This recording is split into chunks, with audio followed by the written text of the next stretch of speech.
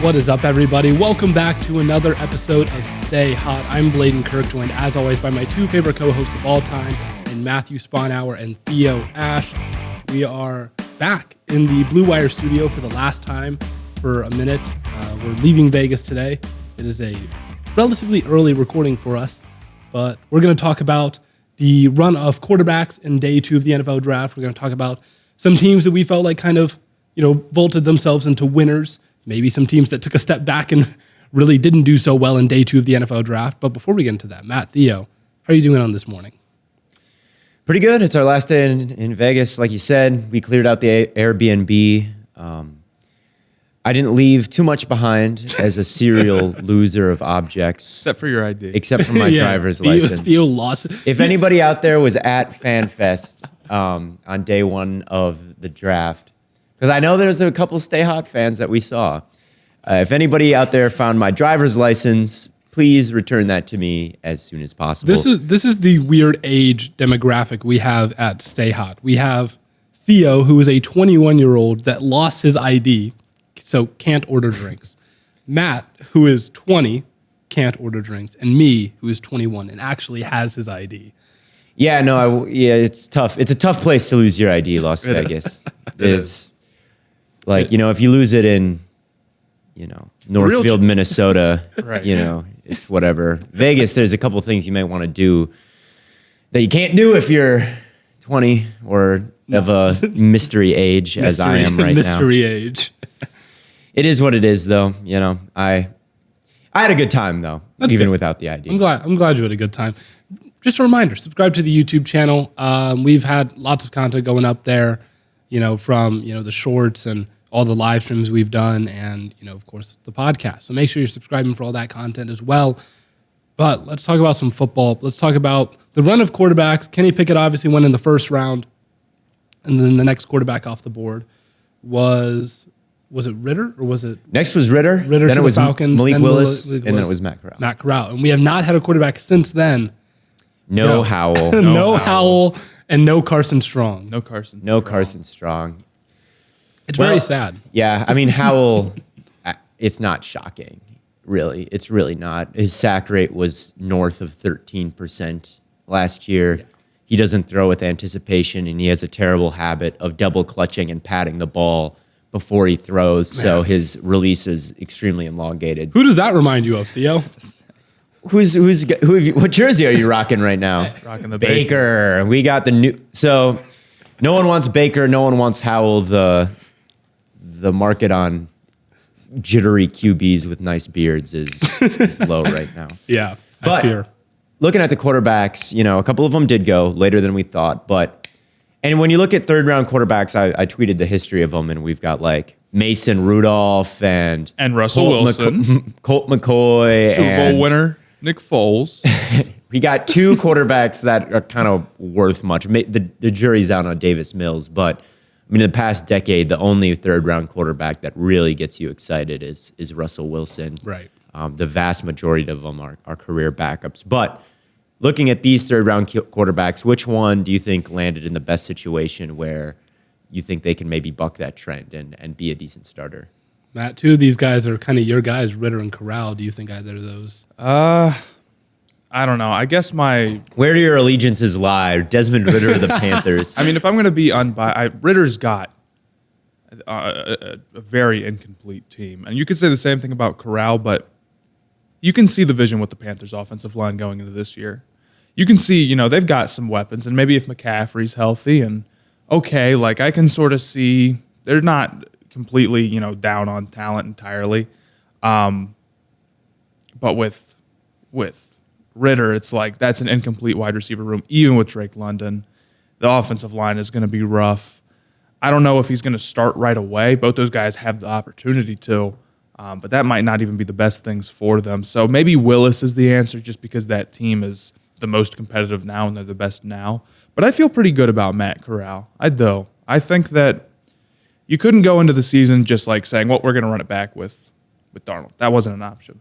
So you go out and you don't overdraft someone at 6, but you're able to get somebody who is reasonably athletic, good arm, can move, quick release in the 3rd round, And I think if they give him the year and they figure out whether or not, he's a guy who is maybe bucking the trend of those third-round guys after a season, okay, you can roll with him. And if not, you didn't invest so much where you feel like you have to give him a second year. You have to not take a quarterback in a good quarterback draft class next year. So I'm pretty happy with that, and I think he's in a solid situation. I asked my Twitter this exact question: which QB landed in the best situation between Willis, Corral, Pickett, and Ridder? 42% said Willis, and then 38% said Kenny Pickett. And that one blew my mind. I think of like the Steelers' offensive line, absolute joke. I think, well, there's something to be said for the Steelers being the Pittsburgh Steelers, and the Pittsburgh Steelers, like Mike Tomlin and the culture they've instilled there, quite literally never having a losing record. And I think that's the argument for Pickett is like, I get that. He is going to go to the place that has proven time and time again that they can put forward a winning product. And, the organization he goes to matters. Like, there are poverty organizations out there, and that doesn't mean that they're destined to be horrible forever and they can't luck into someone good, but they're just some that are run better. And the Steelers are consistently competitive. So I get the Pickett thing from that standpoint. I think Ridder's honestly interesting. I actually really like the draft the Falcons had. I did too. Yeah. London and Pitts to me can be pretty dominant. I really do think that. Again, I've said it a billion times at this point about Drake London, that I don't think that he is he got compared to Vincent Jackson immediately after the pick happened. I don't agree with that. I don't think he's going to be a prolific deep threat at the NFL level, but I do think he can be prolific in the short to intermediate range and really be dominant like that. Again, Cooper Kupp. Keenan Allen, like a slightly bigger. Like, I think like that's the type of guy that he is. And then you've got Pitts, who might be even more of like a vertical threat. But like those two, like that 1-2 punch, I really like that. Ebiketie coming off the edge, I think will be their best pass rusher in quite some time. And then Ridder with Arthur Smith. I mean, Ridder compared himself to Tannehill, which is a kind of a unique guy to compare yourself to. Usually you aim a little bit higher than that. But, he's like, that's someone I think that's a reasonable like guy I look at and say I see a lot of myself in him. Where did Tannehill really break out? It was under Arthur Smith, taking the job from Marcus Mariota. You've got Ridder in Atlanta. He's behind Marcus Mariota with Arthur Smith coaching him. He thinks he can be a Ryan Tannehill caliber guy. I tend to agree with that. I think that like that could be a fit that I saw it before the draft. I made a video about it. Like Desmond Ridder, Falcons. I like the marriage there. So I'm going to go with that. I think he's a good quarterback in a system that I think will be able to utilize him in a similar way that Tannehill went from like a bust to a productive starter. I do love your constant comparison of Drake London to Cooper Kupp. Always. Because the first time I watched Drake London, I legitimately said he was a tight end. I'm like, because I was watching his I think it was his 2020 tape, and I'm like, this dude just lines up in the slot every play. Yeah, he's a power slot. And it's like oh, he was like struggling to get around. He'll struggle to get around guys, and instead of like just folding and getting locked down, oh no, he just ran him over. Yeah. And I'm like, no wide receiver does that. No like outside wide receiver does that stuff. They'll say he can't separate, but again, it's the top end speed, which is why there's a play he was running an out route, and he caught it going right into the sideline, and most would just run into the sideline, but he was able to stop and turn up field, and it's like that was a really athletic play from him and a really agile play from him. So, yeah, he's not, I think, the fastest guy. I think he was kind of ducking the 40 because I do think it would have been a little bit slow. There was a report. Someone tagged me in a report that he ran a 4.5. Yeah, his trainer probably said that. Like, oh, he didn't run, but he would have run in the mid 4.5s. I don't buy it. I think that's someone tagged me. They're like, Blaiden, you're faster than Drake London. Hey, I might be. But getting back to quarterbacks, I do agree. I do like the Malik Willis fit in Tennessee, man. I think the big thing is like a lot of teams try to go out and get a bridge quarterback. I don't think that works. I don't think you can go get a guy who you're comfortable with starting and will just be good and you won't feel any pressure to play your rookie at all. Like, you already have to have that guy. So you see the Steelers, it's like they have Trubisky. I don't trust him to play the full year, even though I think he will do better with the Steelers. The Panthers, Darnold, I don't think is going to be able to play a full year, and I think Marcus Mariota probably falls in that category too. So I think the advantage that Willis has is he's really behind someone in Tannehill who I think is good enough to get the full year and you'd be comfortable doing that. Tannehill is a legitimate starter. He's not. I mean, he's been in the playoffs. Yeah. I mean, we've seen him go. We've seen him play well. We've seen it. You know, I think the one thing Willis is going to have to learn, right? We watch Willis all the time. Theo, you've mentioned there's games where he looks literally undraftable. Willis is going to have to learn the game manager gene a little bit, right? Right. The play structure. Yeah, it's like he has that gamer trait, which is nice. You like guys that can just go out the hyper athleticism, the ability to just make a play out of nothing. But when things are good, you don't have to make them bad. You don't have to make things harder on yourself. Right. And the thing about this is, like, we're talking about these guys like their first round picks, usually a bridge quarterback, the rookie takes over. But again, usually that rookie is a first round guy. Right. These guys are legitimately, like, again, the Mason Rudolphs, the Colt McCoys, the Brissett's of the world. Like, that's the third round guy. But again, it is a little bit different. These guys do have more hype than any other third round quarterback. And I think like, okay, Pickett, he will play. Yeah. Right? Yes. Like, Willis, I guess that's true. Like, maybe he's more of like a project and he's not going to necessarily start at some point. But Matt Corral, he will play. Yeah. And then Ridder, I think maybe he's a toss. Maybe they really do go with Mariota for the full year, but I don't know. So I think these guys have a better chance or a better path to starting than your average third rounder. Yeah, absolutely. You're definitely right. We talk about Carson Strong and Sam Howell as guys who have not gone yet. Do you see any fits for them at this point? I mean, we're almost into round 5 at this point. Yeah, I don't really have any fits that really, because at this point it's a backup quarterback. Yeah, we're talking about there's maybe Tampa, and everyone could use a backup quarterback, with some starter potential. So I think outside of like the Green Bay Packers, who already have that in Jordan Love, every team could probably use Sam Howell as a backup. No one really has a backup, and it may be a team that already drafted a quarterback. Outside of that, even if you have a quarterback you feel good about, if you're the Buffalo Bills, and you want a good backup in case, or a promising backup in case Josh Allen goes down, I could see Howell being a fit, even on the teams that have some of the best quarterbacks in football, just because at this point it's an insurance policy in case your guy goes down. So Chiefs, Bills, or a team that, maybe he could contend for a starting job. I think everywhere's a fit. Everywhere. Well, you know what? We've enjoyed our time in Vegas, right? We have. You know what I've enjoyed, though? What? I've enjoyed our good friends over at Trade Coffee. Do you want to know why? Because Trade Coffee, they send you these freshly roasted beans from 60 of the country's best craft roasters, small businesses who pay farmers fair prices to sustainably source the greatest beans from around the world. Whether your friends call you a coffee snob, Matt, I know you've been drinking your fair amount of coffee on this trip. Well, when it just comes to, coffee, you want coffee to taste perfect. Trade's real coffee experts personally taste test over 450 roasts, so they know exactly what to recommend for you. I mean, the truth is, we all like different things. And personally, I'm not even a coffee drinker. My parents love coffee, though. So, like, my mom and dad have, like, wildly different tastes. Like, I sent my parents, 3 different packs. My mom liked one, my dad liked another, but the third one they both liked. So, I mean, that's really, I think, the beauty in trade coffee. You just answer a couple of questions, you'll get your own personalized variety of coffees delivered fresh to you as often as you like, no gimmicks. Trade delivers a bag of freshly roasted coffee. You can get it whole beans or ground, however you brew it at home, and they'll guarantee you'll love it first. You'll love your first order, or they'll replace it for free.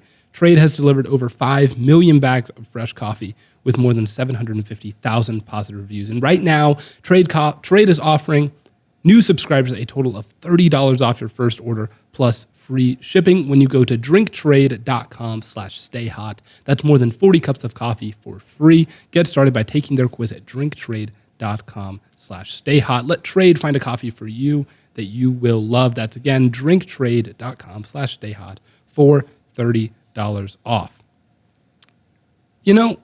We're talking about round 2 of the NFL draft. And in round 1, I think we kind of agreed on like the Eagles and Giants and maybe the Jets as kind of the winners right, of round one. But in round two, I definitely think in day two, I think the Eagles still kind of propelled themselves as one of those teams. Do you see any other teams that really vaulted themselves as a major winner? I'm going to say maybe a sleeper team. I'm looking at their draft right now. I like what the Colts did. I agree. You have a team like, they didn't have a first round pick because of the Wentz trade, but Pierce to me is a good value pick in the second round. I liked a lot of things about Pierce. We interviewed him, so I liked him as a person. But just from the game film, I don't think the Jordy Nelson comps are necessarily unfounded. I like his release off the line. I thought he was very advanced when he was asked to beat press man coverage, and he could do it right away. And then once he stacks you, it's game over because he's 6'4" with 4.3 speed and a huge catch radius. Right. So him and Pittman, to me, are guys who can just dominate at the catch point and can do a lot of different things. And they don't have, Matt Ryan at this point does not have the strongest arm in the world. So maybe, a deep threat like Pierce won't be utilized like maybe he should be on the Colts. But I don't know. I liked that pick. Him and Pierce and Jelani Woods, who they took with their next pick, who also was a freak athlete at the combine. Yeah. It's like this was almost a playoff team with Wentz and a pretty bare cupboard of weapons outside of Jonathan Taylor last year. I mean, Pittman is nice, but now you've got a legit wide receiver too. I think you've got someone who could be a legit tight end, receiving threat tight end up the seam. They took Bernard Ryman, who I didn't love, but at the third round, that's the value I gave him. I love his feet, and I think that he's a pretty smart guy, and he plays tackle. He's pretty new to the position, but he plays tackle like he's been playing it for a while. He picks up stunts well. I think in the third round, that's good value. And then Nick Cross is an athletic safety. So I think they could have gotten a bunch of impact guys for not having a first-round pick, and I think they upgraded at quarterback too. So this was a team that was a game away, a choked game away from the playoffs last year, and I think they got quite a bit better. And I trust their coaching, and I think even in a loaded AFC, they might surprise and make the playoffs. So I like what the Colts did this offseason for sure. I think you can see the Pierce-Pittman matchup problems, and then Woods the same way. Yeah, just very athletic players who can threaten smaller guys for sure. If you have a small secondary, I mean, these are big athletic guys. Even if you have a big secondary, I mean, you have three guys that are absolutely huge. Yeah. That are probably going to, I mean, how many teams have, multiple corners over 6 feet tall and a safety that is also big enough to cover tight ends the size of Jelani Woods? Yeah, there's some day two classes that I liked even better than that, but they're kind of a sleeper one. I mean, the Chiefs with Leo Chanel is one of my favorites, with Sky Moore and Leo Chanel, two guys I really like. The Jets with Jeremy Ruckert and Max Mitchell, two guys I really like. But the Colts are an underrated one. One team that I keep going back to, if you've been following me on Twitter, you know exactly where I'm going with this. Fuck the Baltimore Ravens, man. The Baltimore Ravens always draft guys that I just love. Every single time. Day two, they got David Ajabo, who, is coming off the Achilles injury. But I mean, outside of, Hutchinson, I think he might have the best hands in this class at edge. I don't know. I disagree with that one pretty strongly. I know you will, Theo, but maybe the second best get off after Thibodeau. I could maybe see that. I don't know. He's got a good spin move though. He's got a wicked spin move. I just love when I watch a lot of these guys that fall into the second and third round at edge. A lot of them they don't seem to have a plan, right? That seems to be the tendency with a lot of late edge rushers. But David Ajabo absolutely has a plan every single time he rushes the passer, and I just absolutely love that. They got Travis Jones, who I wanted the Browns to take. They obviously got the best player in the draft, in my opinion, in Kyle Hamilton in the first round, and then they took Daniel Falele. I think his name is, out of Minnesota. That's 6 foot, which is hilarious because he's just Orlando Brown again. If you look at his size and his remember how bad Orlando Brown's testing was? Yeah. Like he ran like a 5.440 or something like that, and was just so horrible. Falele like did a worse job, but like obviously Orlando Brown developed into a good starter for them. But this is literally just like Orlando Brown part 2 for the Baltimore Ravens here. I hate the Ravens, man. They always do what I want the Browns to do. Jalen Amore Davis, I think is how you pronounce his name, from Alabama, really injury prone, but I thought he kind of, if you look at his numbers, kind of locked everybody down in the SEC. And I watched his tape, and I was like, he big, flips his hips pretty well, stays on top of the route. I liked what he did. I had a 2nd-round grade on him as well, and they got him in the 4th. Yeah. Our guy Hassan Haskins just went to the Titans. Oh, hey. That'd be good. That will be good. I think that will take some pressure off Henry maybe a little bit. Yeah. I really like what the Eagles did, which isn't exactly an unpopular opinion. But I think the commitment, because they went Cam Jurgens at 51? Mm-hmm. I think the commitment to investing in the offensive line before it's a need is what keeps their offensive line so good for so long. Because I think a lot of people, like, put any fan in that front office, they're going to Kobe Dean at 51. Right. And I respect the Eagles for being like, if we're going to still spend a high pick on a guy who's going to be like, he's a 2nd-round pick, he's not going to start day one. He's probably not going to start the whole first year. And I think that's a big reason why they're so good at developing, offensive linemen like that. But then for that to happen, because I know, Dean was probably the other guy they're thinking of there, and then to swing around and get Dean still in the 3rd. And I know the injury stuff has been really weird with him. I've never heard of a guy like saying he's not injured. And just the size. I mean, if you're undersized at the college level, it's really small at the NFL level. So, frame does matter a lot to these teams. And I think, Dean's injury is a part of that. But also just when you're that small, it's tough to, think of a role where you can sort through the trash of and that's what you have to do as a linebacker, sort through the trash when it comes to, the biggest, baddest athletes in the world. It is just tough to be undersized. And I think he can overcome it. I really do. But, the fall didn't, it surprised me. But also I do, get what the NFL is looking for and how Dean might not be the steal that ever, if guys fall that far, if the NFL, if every team looks at it and passes it multiple times, sometimes there's just a fatal flaw. And I like to think that he's going to overcome it because I loved his tape at Georgia, but I am a little bit wary. Maybe he just, I don't know. Fair enough. Maybe. I think we're all big fans of the picks. Well, you guys, no, Matt's actually the only one I think is a big fan of the picks that his team made. But you know what we're all fans of here? PrizePicks. Our good friends over at PrizePicks, where they make daily fantasy easy because they offer more NBA props than any other DFS operator and offer every player in every stat category you can think of. You pick 2 to 5 players and an over-under on their projections, and you can win up to 10 times on any entry, and it's just you versus the projected numbers. PrizePicks allows mixed sport entries, so for example, you want to take the over on Jason Tatum, combine it with the under on Aaron Judge in the same entry, you can do that. And users that deposit and use our promo code will receive a 100% instant deposit match up to $100. Just be sure to use the promo code STAYHOT. So don't hesitate. Check out prizepicks.com. Use the promo code STAYHOT or go to your app store and download the app today. PrizePicks is where they make daily fantasy easy. And you know what else I love? What? Because I have 3 shirts. What? What? What? I love Manscaped, man. Oh, right. Yeah. Okay. This dude Theo is out of it. He has no idea what's going on. Yeah. No, but listen, support for Stay Hot. We've been partnered with Manscaped for a minute now, and they really are the best in men's below-the-waist grooming. Their products are precision-engineered tools for your family jewels.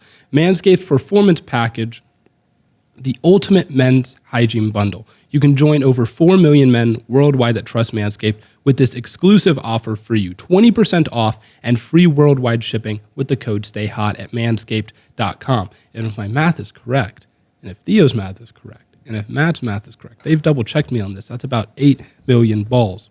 The Performance Package 4.0 has arrived, and I wouldn't lie to you when I say it's a game changer. Inside this package, you'll find their Lawnmower 4.0 trimmer, Weed Whacker ear and nose hair trimmer, Crop Preserver ball deodorant, Crop Reviver toner, Performance boxer briefs, and a travel bag to hold all of your goodies. First of all, the Lawnmower 4.0. This trimmer is the god tier, the future of grooming, and dare I say, the greatest ball trimmer of all time, the Tom Brady of ball trimmers. Their fourth generation trimmer features a cutting-edge ceramic blade to reduce grooming accidents thanks to their advanced skin-safe technology.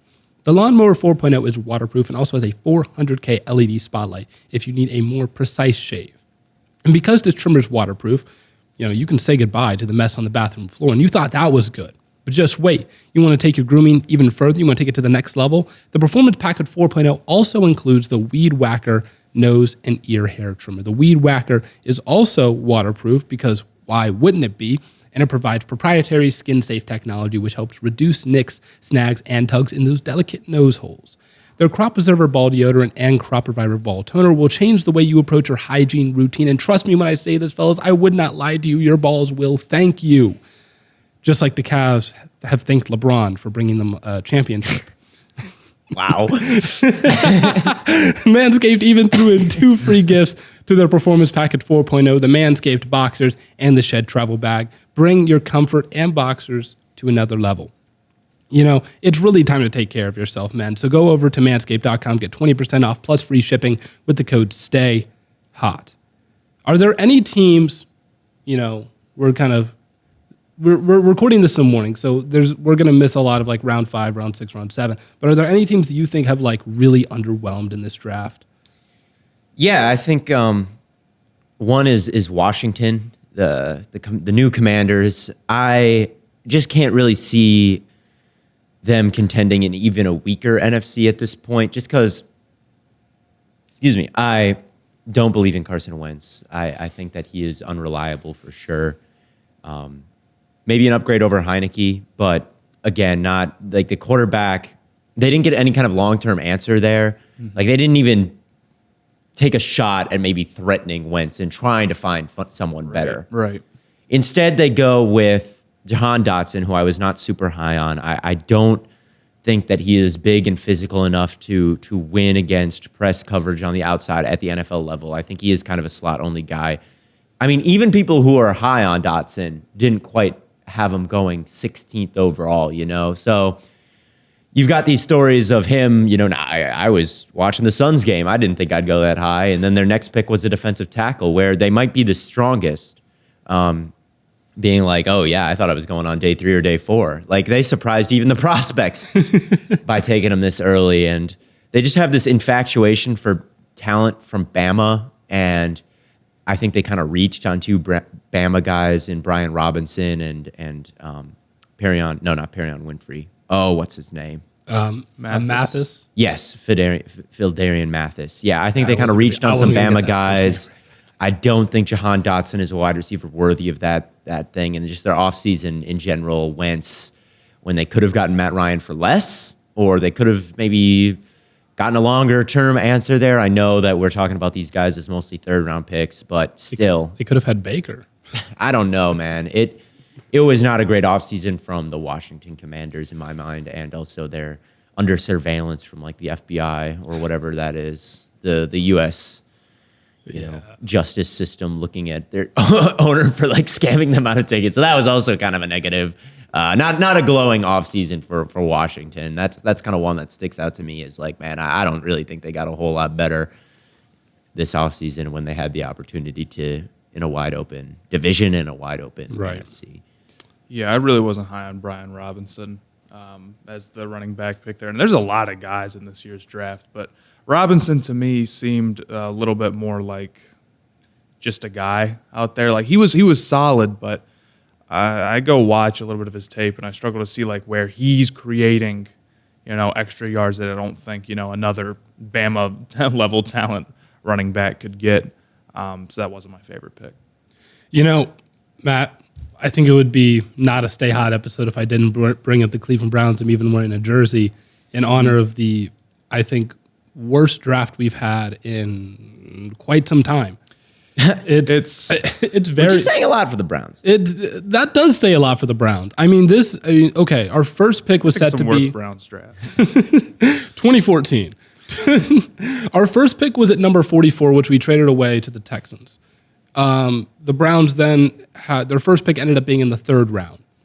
At that pick, we took a corner.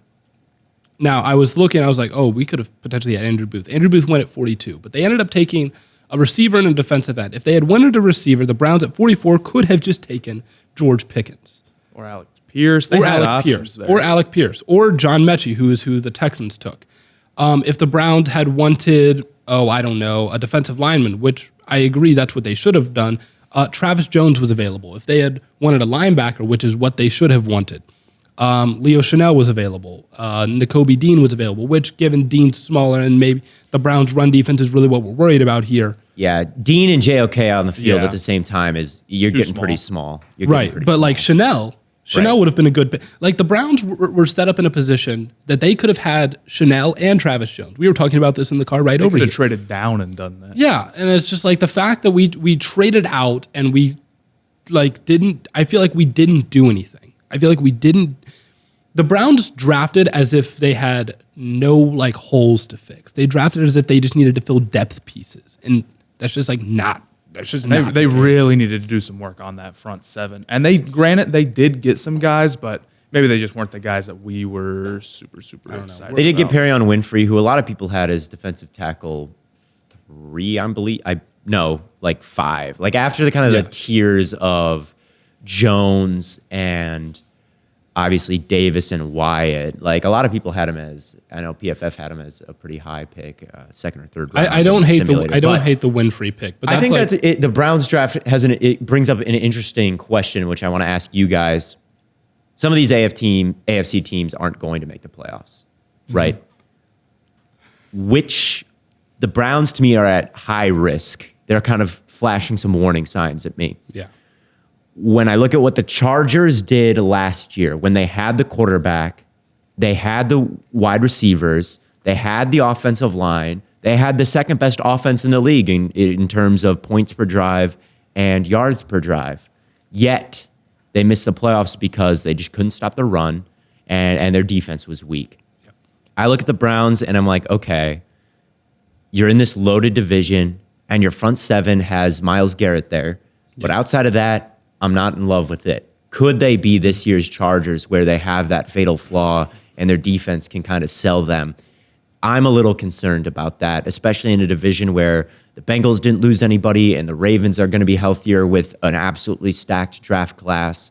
The Steelers made the playoffs last year, and I mean, it's not impossible to envision a world where Kenny Pickett is better than the version of Ben Roethlisberger we saw last year. Right. So, I mean, yeah, Matt, Blaiden, I don't know if you agree with me on the Browns, or what are your teams that you think could really disappoint maybe in the AFC? Because someone's got to do it.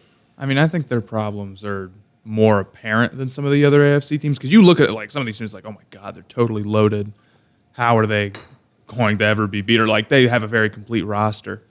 And it's the Browns, I get it, adding Watson, how can they not get better? But, they lost J.C. Treader on the offensive line. Their receivers are really okay. And I do think that their defense is kind of lacking. Plus, it's could they be this year's Chargers? Yeah, especially if Deshaun Watson doesn't play 17 games. And there's a very good chance that he's out for half the year. And if he is in that division, they're cooked. I just see and the Bengals on top of that, we are probably saying about them, they have the quarterback and the offensive line, and the receivers are also fantastic. And their defense proved themselves last year. The Ravens have added all these pieces. I don't think they've had, adding Watson was great, but they had to give up a lot to get him. And now you're definitely seeing, who is on that front 7. They're going to be starting day 2 guy, a 3rd round pick. They needs to be good immediately. Right. They have money still. There's still some, they can maybe bring back Clowney after the draft and all that. There are some moves they can still make, but they're just kind of flashing warning signs at me. As of right now, it's scary. Buffalo will almost certainly make the playoffs. Baltimore, I'm just going through the AFC teams. Baltimore, I think, will probably win the AFC North. Tennessee probably wins the South. Maybe Indianapolis gives them a run. I might pick Indianapolis. I could see Indy giving them a run, Indy and Tennessee in that. I would see the Chiefs, the Chargers, maybe the Broncos. We'll see like how the Russell Wilson transition works out. Maybe it takes some time, maybe it doesn't. Even the Raiders look pretty good in the West.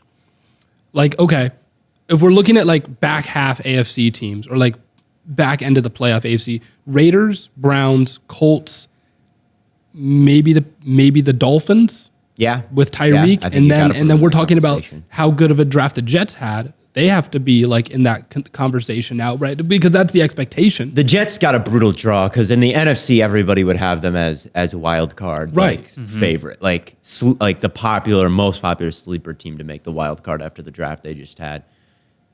So yeah, in the AFC, it's a little bit tough to see, but yeah, I don't know about you guys. Are there any teams other than the Browns that maybe you're looking at and are a little bit lower on? Because there's more than just one team. I mean, there's good team right now in the AFC. Maybe that is the Titans. I still have some questions about the Chargers in terms of their like front seven. They got rid of their two best linebackers, which I think could come back to bite them. I still have some questions about the Raiders. Any other teams you guys, except other than the Browns, that you're a little bit lower on in the AFC or you could see some problems with?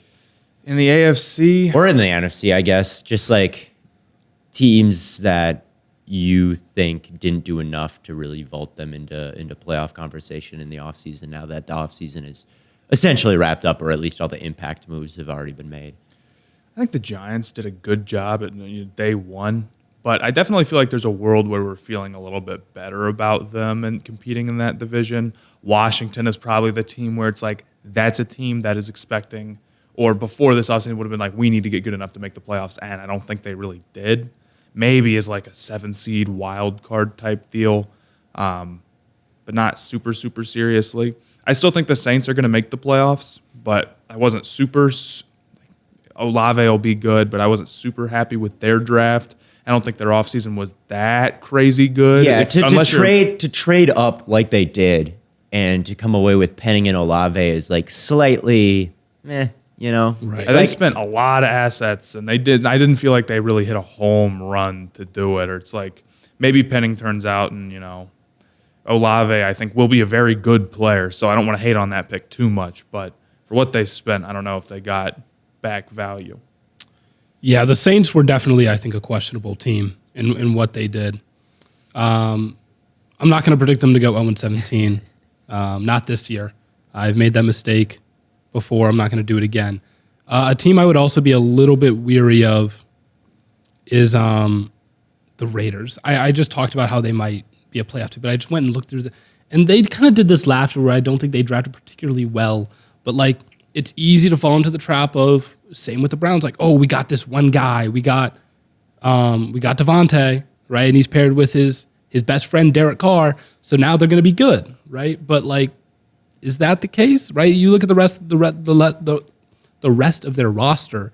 Is it super complete? I mean, they've already declined fifth-year options on Cleveland Farrell, Jonathan Abrams, and Josh Jacobs, which is fair and doesn't really affect them. Right, but like it very clearly shows how they feel about those players. Yeah, I mean, it's a running back and then two busts there. I do agree. Like the defense is still a little bit questionable to me. Like the corner room, you're projecting big jumps from guys like Nate Hobbs and Rock Yassin. I do believe in that offense. I think it will be one of the better offenses in the league. But yeah, the defense, it was decent last year, but I agree. I don't know if I quite trust the Las Vegas Raiders to make the playoffs with that defense. And a quarterback in Derek Carr that I think is just okay. I'm not the world's biggest. I'm not one of these Derek Carr top 10 truthers. So, did you guys see that Bailey Zappi just went above Sam Howell? Really? Yeah. Oh, that's great take. Great take. I don't know. I didn't watch Bailey Zappi. Bailey Zappi. I'll talk about Bailey Zappi. I think is Matt Corral, but like a little bit more like Matt Corral mixed with Kenny Pickett. Okay. So he has like I think the accuracy and the tight window throws, but that dude cannot handle any pressure to save his life. Who is who there? Like what part of that is Corral and which accuracy is Corral? Corral hits tight window throws. Don't knock Matt Corral's tight window ability. But sometimes. Listen, I've seen him do it once or twice. I've also seen him miss it a couple. Zappi hits out-breaking routes better than I think most quarterbacks in this class.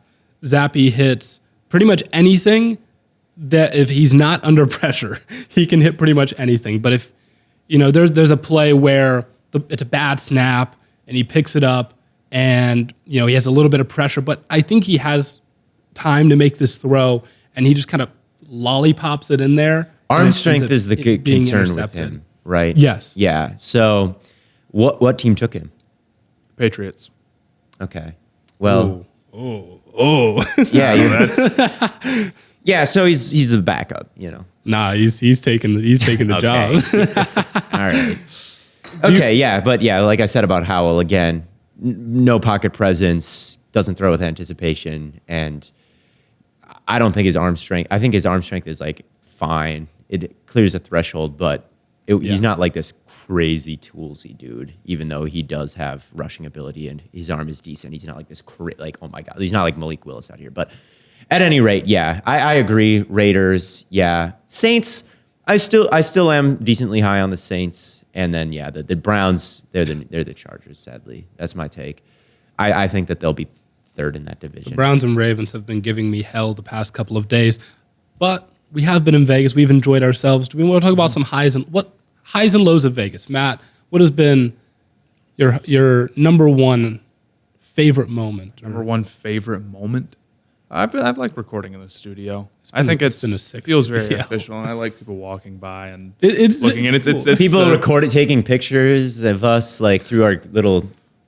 You guys can't see this, and you definitely can't see this if you're. Oh, you can see this if you're watching on YouTube. We've got this like big glass thing, and people are walking by, and they'll like take pictures of us. I don't think it's because they know who we are. I think they just see the big thing, and they're like, "I got to remember to look these guys up to see if I'm looking at anybody famous," and then they're gonna look it up and be disappointed. And there was when I first got here, there was a group of people I walked by, and then I hear them after I pass them go tall, and it's like. That has been my favorite part of Vegas is beating the short allegations. And like everybody who meets us is like, you guys are taller in person than I thought you were. And I enjoy hearing that. It boosts my ego. The only thing is I'm going to post my Instagram post here in a couple of hours, and I'm going to look tiny next to Matt and Theo in all of these pictures. My fault. It is your fault. I hate you for it. Theo, I know your biggest low is definitely going to be losing your ID. Losing my ID was a low, but I've enjoyed hanging out here at the studio as well, not just recording, but we've always got some athletes walking in and out of here, talking to guys like Will Blackman and Chris Long and guys like that. It's been super interesting and just kind of hanging out around some big names like that. I feel like somebody somewhat important. I don't know if I'm allowed to like. Should I say like the conversation that I had with Will Blackman about like the fact that I don't call Stay Hot? I don't like if I'm talking to a girl, I don't tell her that I have a podcast. That's lame. Right? Okay, you tell a girl that you have a podcast, and all of a sudden she immediately tunes out, right? Right, because it's like it's a negative connotation. I get it. Like I understand. Like the Joe Rogan, you and your friends are trying to fight the Joe Rogan allegations. Like it's hard. I don't think they think you're Joe. I think they think like, oh, you and your friends. Yeah. Three people listen to it. Three people listen to that too. Right. Those are the two things that you're trying to battle. You're either like a Joe Rogan copycat, or you have zero listens, or both. Right. So what I do is I tell people, oh, I have a show. Right, I have a show. We talk about sports. We're like, I have a sports show. Yeah, I have a sports show. I think that sounds it's a little bit easier to digest, right? Yeah. I don't know. I think that's your high of this has been running the 40. You won't shut up about it. We're at FanFest, and you can run the 40 at FanFest. And the last time I ran a 40 was like a year ago. Yeah. It was last year around draft time, around like Combine Pro Day, and I ran a 4.9 flat. So I was kind of nervous. I was like, if I run something in the 5, because I haven't lifted in a year. And you're running in socks. I was running in socks. I'm like, if I run in the 5s, like it's wraps. I'm like putting a hat on. I'm covering my face for the rest of the trip. And then I run a 4.49, and I'm like, I'm feeling good. Do you think you actually ran a 4.49? No, I've checked. I'm serious. But you can say you did. I can say I did. Say that you but did. I put it in this like video editor app I have. I took it frame by frame. I think they're about 0.2 seconds off. So I think I ran like a 4.68, 4.69, something like that. So it's like a 4.7. Yeah. Yeah. But that's still So you got that. You got that pro day hand timing, but you were in socks. I was in socks. I was in socks. No training. Like, in the Laquan Treadwell jersey. So it's like you weren't in your 100% necessarily best running outfit. Exactly. The other thing I would say would make a close second for me is that a Vikings fan bought me a drink because I was wearing a Laquan Treadwell jersey. Yes. You got a free shot from a Vikings fan because you were posing as a Vikings fan. I felt so bad. I felt so bad because I'm a Browns fan. Yeah. I felt so, but I didn't have the heart. He was so excited to see another. Hey, yeah, get that guy a shot. Yeah. And you're like, oh man. Free shots are free shots, though. Yeah, I don't know. Matt, do you have any lows? Any lows? I got a little sunburnt, and that was tough. But I've been managing it really well. I think. This dude's been putting on aloe. I've gotten a lot of aloe. That's definitely the move. You got to put it in the fridge. That's the key. Okay. So it didn't ruin my trip or anything, but it's been a little something to deal with. Yeah. But outside of that, no. I have one more draft rant. Go for it. The Packers, Christian Watson. Okay. Here's the thing about the Packers. I never am in love with their drafts. And like last year, I didn't love Stokes. I like Tyson Campbell even a little bit more from that Georgia defense.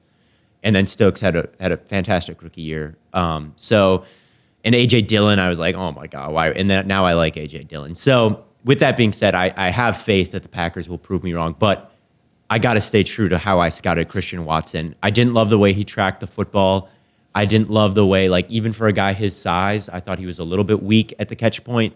And when he's breaking in and out of his routes, takes like almost 6-7 steps sometimes and can be a little choppy doing that. To me, I wrote down Marquez Valdes-Scantling, big body, fast, good at blocking, a good run blocker. I wrote down Marquez Valdes-Scantling. The Packers, of course, had Marquez Valdes-Scantling and didn't re-sign him. The Packers then traded 2 seconds to move up with the Minnesota Vikings, a division rival, who then used those picks to take Andrew Booth. So if Booth is better than Christian Watson, I think it's kind of a disaster, and it's kind of what I think may happen. Because you could have had Marquez Valdes-Scantling filled a similar role and also had the 2 second-round picks to spend on, Alex Pierce or a Drake Jackson or whoever. So that, I think, could have been managed a lot better. That's my thing where I was like, oh man, Packers, I don't know about that. You could have gotten a Sky Moore, stayed where you're at. You could have gotten an Alex Pierce, stayed where you're at, and then had another second-round pick and not given the Vikings any ammo. And you could have re-signed it, like you could have Valdes-Scantling there as well. So maybe Christian Watson is an unstoppable threat. Maybe he is like a DK Metcalf because he is that caliber athlete. Maybe he is that. Maybe I get proven wrong, but I didn't love it. That's all I'll say. Fair enough. That's my rant about my Green Bay Packers. Well, I think that pretty much wraps up our trip in Vegas. Yes, sir. Matt has a flight to catch it in like. My flight doesn't leave for a couple of hours though, so I'm probably gonna loiter around. No, you need to figure out how you're gonna fly without an ID. That's what you need to do. I've got things with my name on it, okay, so I'll be able to get on the plane. But yeah, Matt has a flight to catch in like 2 hours, so we're gonna wrap things up. Appreciate you all coming out, checking the podcast.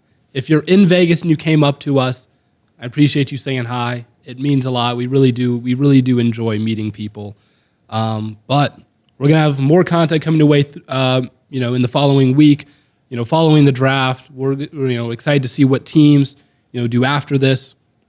It's got the NBA playoffs. Yeah, a little bit of a dead period for the NFL, but the NBA playoffs are gonna really ramp up, so we're gonna make sure to hit on that as well. And until next time, from Corn Boy, Bird Boy, and Lemon Boy, we'll catch you on the flippity flop.